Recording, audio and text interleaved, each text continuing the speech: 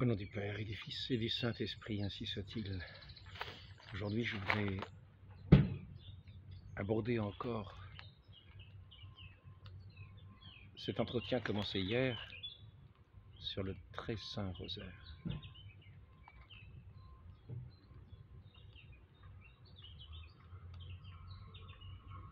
Le très saint rosaire, qui, comme dit le Père de Montfort, récapitule l'ancien mystère, les principaux mystères de la vie de notre Seigneur et les principales fêtes liturgiques de l'année.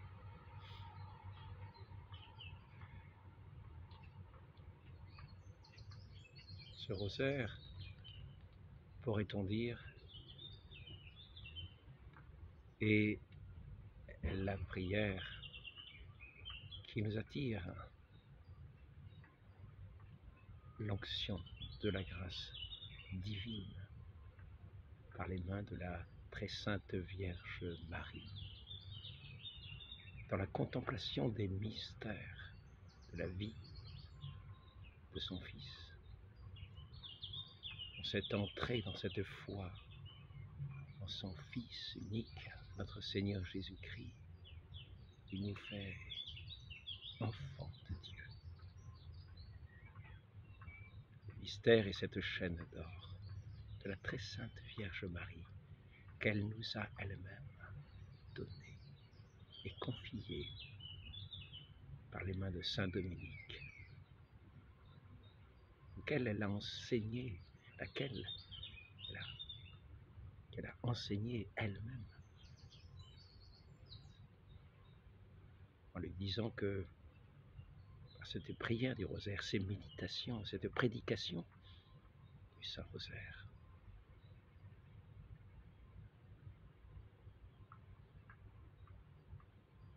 elle écraserait la tête des hérésies, des erreurs, du mensonge, pour la conversion d'un grand nombre. Dans cette époque troublée, où les hérétiques non seulement étaient des gens qui rejetaient la foi de l'Église, mais qui de plus profitaient du rejet de la foi de l'Église pour accomplir tous les crimes qui les habitaient, les vols des biens ecclésiastiques, le crime de membres du clergé, les agressions. Ce rejet spirituel de Dieu se manifestait aussi par le rejet de l'ordre social, par le bouleversement de l'ordre social que ces hérétiques menaient dans la société, et avec violence et au mépris des lois. Et c'est ainsi que saint Dominique s'est trouvé au milieu de cette tourmente, lui qui allait pour convertir les Cumans dans le nord de l'Europe, en passant par cette région du midi de la France, le Languedoc, a vu cette misère spirituelle, cette lèpre spirituelle de l'erreur, du crime, qui se répandait. Et il s'est trouvé confronté au milieu de cette croisade qui a été lancée. Il s'est trouvé confronté, comme nous nous trouvons confrontés à l'époque actuelle, au milieu des avis diverses, rejetant les fautes, les torts les uns sur les autres. Et on avait beau jeu de la part des hérétiques de lui dire « Regardez vos croisés, ce qu'ils font !» Eh oui, parce qu'au crime, il est difficile de répondre avec justesse. Au crime, il est difficile de répondre avec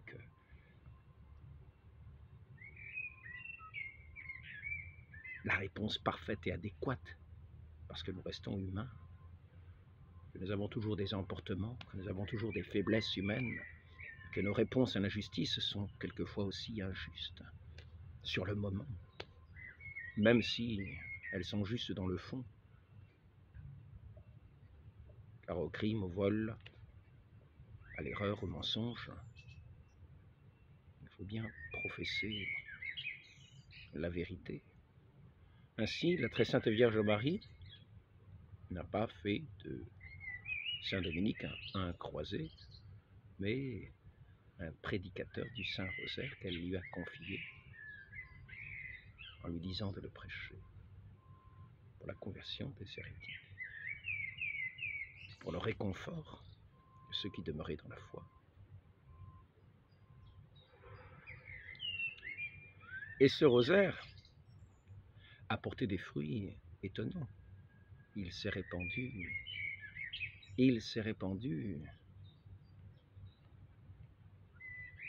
à la prédication de Saint Dominique, dans sa lumière, dans sa douceur, dans sa force, que nul n'aurait soupçonné.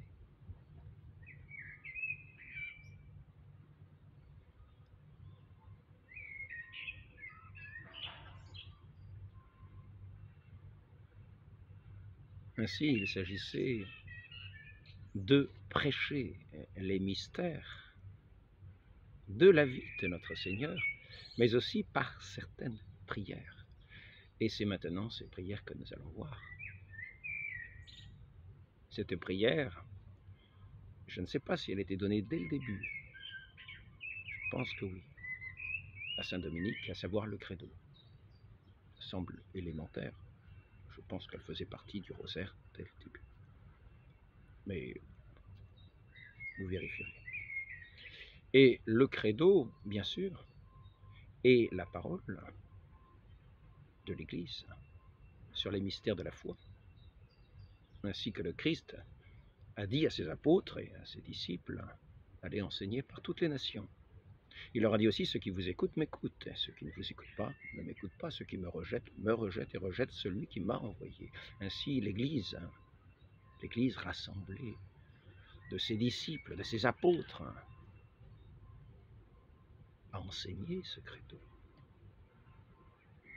de la foi de l'Église, de ces enseignements qu'il nous faut donc recevoir pour accueillir celui qui l'a enseigné à ses apôtres, qui est cet enseignement venu du Père Céleste dans sa révélation, dans son don du Fils à notre humanité, à ce Dieu fait homme incarné,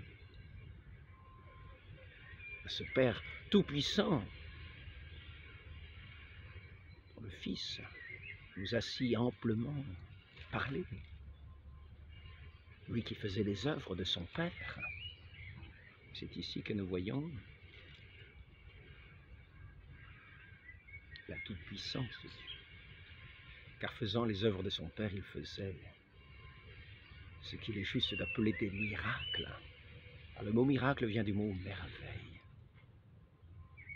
Et ceux qui voyaient ces miracles sous leurs yeux, des mains du Christ, de sa parole, de ses gestes, pour la guérison des malades, pour la multiplication de ces pains, de ces poissons, de marcher sur les eaux même, les eaux qui sont souvent synonymes des eaux du péché où on s'enfonce, où on se noie. Ainsi, notre Seigneur a montré la multitude de ces miracles, de ces œuvres divines, la toute-puissance de notre Dieu dans ces miracles. C'est ce qui est professé dans cette première partie du credo. Dans la seconde, nous abordons la foi dans celui qui est son Fils unique, qui s'est incarné dans le sein de la très sainte Vierge sous l'action de l'Esprit Saint, conçu du Saint-Esprit. Nous y voyons le fait historique de sa vie dans cette mention qui nous ramène dans une époque donnée de l'histoire. Ponce Pilate, qui avait autorité des Romains sur cette région d'Israël à cette époque. Une autorité qui laissait d'ailleurs une certaine autorité aussi aux autorités juives. On disait, vous avez vos soldats, Servez-vous-en. Mettez vous-même votre garde devant le tombeau. Ainsi, le Christ nous a parlé de la toute-puissance de son Père. Il a témoigné de cette toute-puissance du Père et de sa filiation par les œuvres qu'il faisait et qui témoignaient de la part de son Père qu'il était vraiment ce Fils qu'il disait être.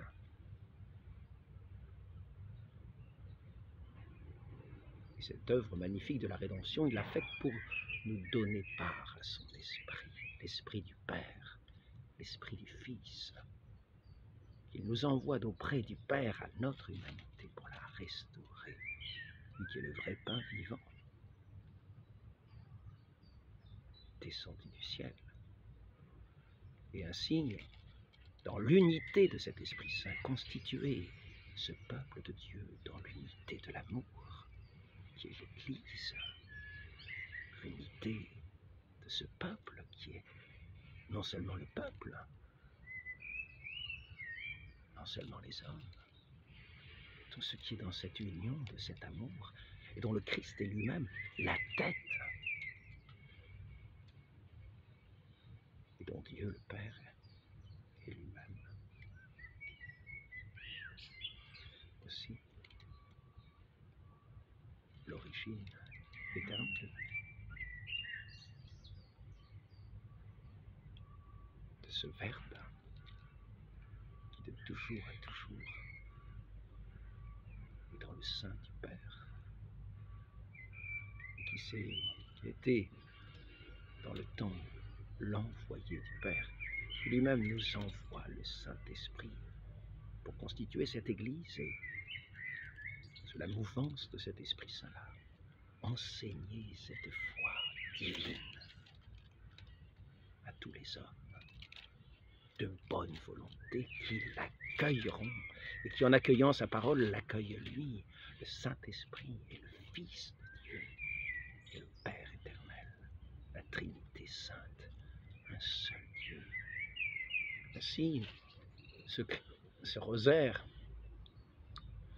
se commence par la foi et c'est justesse, parce que celui qui prétendrait louer la très sainte Vierge Marie dans le mensonge et l'erreur, dans la tromperie, qui répandrait sa tromperie au nom de la très sainte Vierge, au nom de Dieu le Père, au nom du Saint-Esprit, au nom du Fils éternel.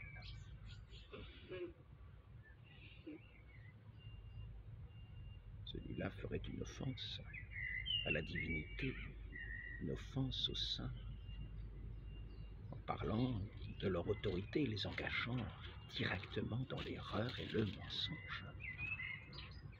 Ainsi, la première chose pour avoir une prière droite, de prière du rosaire, afin de couronner la très sainte Vierge Marie de ses roses blanches, rouges, d'or, véritablement, de ces roses qui fleurissent éternellement dans le ciel, de ces prières dites dans la pureté du cœur, de ces prières qui viennent comme des louanges du Saint-Esprit sorties de nos cœurs, de nos esprits. Le Saint-Esprit vient habiter dans cette foi véritable pour en couronner la très sainte Vierge Marie et l'honorer de tous nos remerciements, de toutes nos actions de grâce, de nous avoir donné son Fils. Pour dire avec justesse, pour couronner avec justesse, cette très sainte Vierge Marie de ses couronnes du rosaire, il nous faut demeurer dans la vraie foi, celle de son Fils, qui est venu nous enseigner cette foi de vérité de Dieu, cette vérité sur la création, ce combat que nous avons à mener pour la fidélité, l'amour de lui. Ainsi, quand nous demeurons dans le credo, c'est la première pierre que nous posons, c'est, pourrait-on dire, le fondement que nous posons de tout ce saint rosaire, qui veut être une louange sans fin, commencée dès ici-bas, avec ses roses odoriférantes au milieu de ce monde si empli de misère. Et ces roses odoriférantes veulent embaumer cet univers et remonter jusqu'au ciel, à la gloire de la divinité, à la gloire de toute la cour céleste pour, si possible, résonner en écho avec la louange des anges.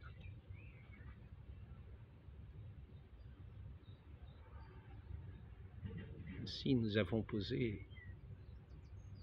professé cette foi qui était sortie de la bouche de notre Seigneur et par cette bouche répandue dans le cœur des apôtres à qui il a dit d'aller enseigner par toute la terre, à qui il a confié à Saint Pierre la charge d'être le pasteur de toutes ses brebis.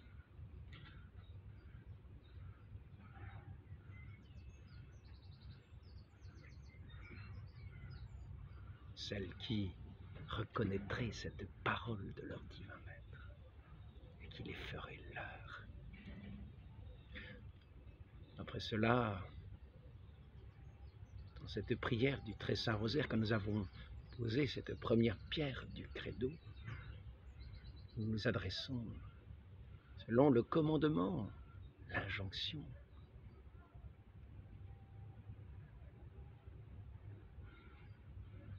de celui qui s'est fait nôtre, de celui qui s'est donné à nous, comme gage de son amour, qui s'est livré pour nous sur la croix, pour la plus grande gloire de Dieu, dans le renoncement total au monde pour manifester cette gloire divine, qui est la gloire vers laquelle toute la création doit se tourner pour rendre gloire à ce Dieu merveilleux qui dépasse tout l'univers. Si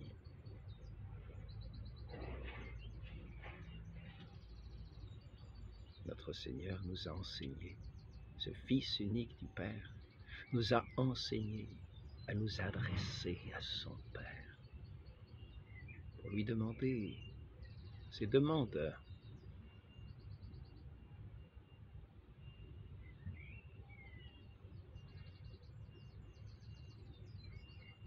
qui sont comme, d'une certaine manière, tout ce que nous pouvons adresser comme louange, comme demande, comme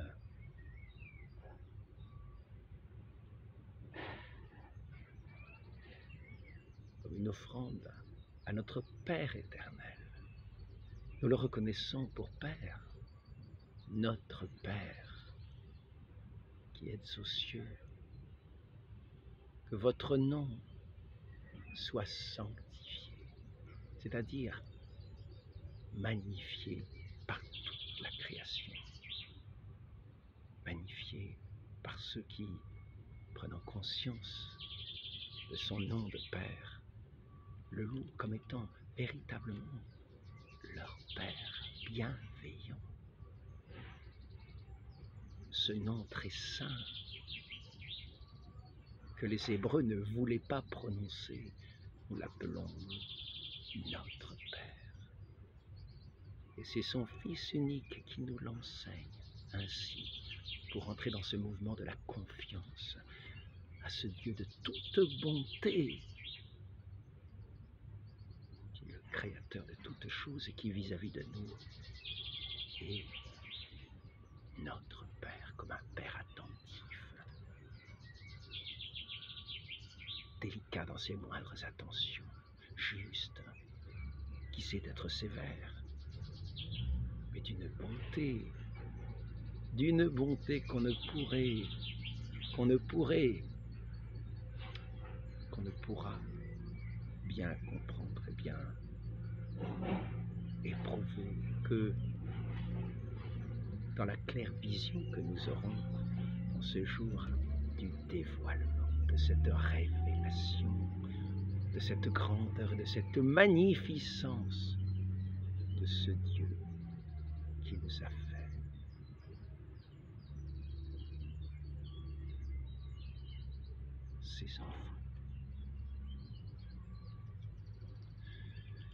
Notre Père qui êtes aux cieux, que votre nom soit sanctifié, que votre règne vienne. Ce Dieu de toute bonté, comment ne pas souhaiter que son règne vienne sur la terre, comme il est au ciel. Nous qui, tous les jours, prouvons la souffrance de tant d'injustice ici-bas de ceux qui détournent l'oreille à sa parole sainte, qui subissons les conséquences de leurs actions, de leurs injustices quotidiennes, de leur méconnaissance quotidienne, de leur mépris quotidien, et de Dieu, et des hommes, et de nous-mêmes. Et c'est l'aveuglement du péché. Ainsi, nous souhaitons et nous demandons que son règne, que ce règne de ce Dieu de toute bonté vienne ici-bas, se réalise ici-bas, et sa volonté se réalise toujours. La volonté juste et sainte et aimante. Il nous faut recevoir chaque événement comme des mains, sa providence. Que votre règne vienne sur la terre comme au ciel. Donnez-nous aujourd'hui notre pain quotidien.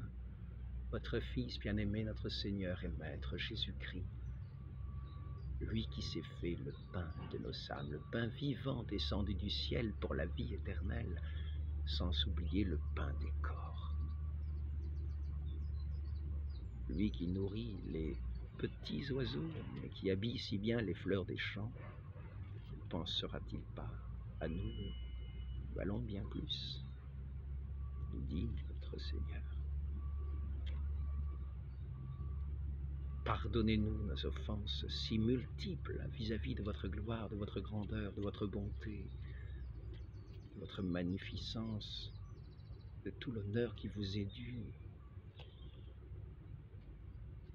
Pardonnez-nous nos offenses comme nous pardonnons. Car si nous ne pardonnons pas les offenses qui nous sont faites, Dieu ne pardonnera pas non plus nos péchés. C'est ce qui est dit. Pardonnez-nous nos offenses, comme nous pardonnons à ceux qui nous ont offensés. Ne nous laissez pas succomber à la tentation.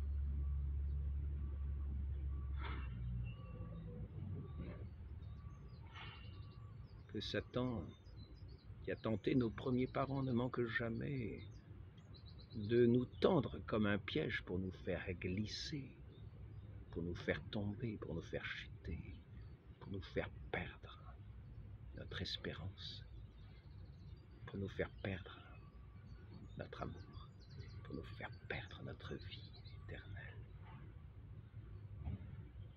Ne nous laissez pas succomber à la tentation, mais délivrez-nous du mal, passé, présent et futur.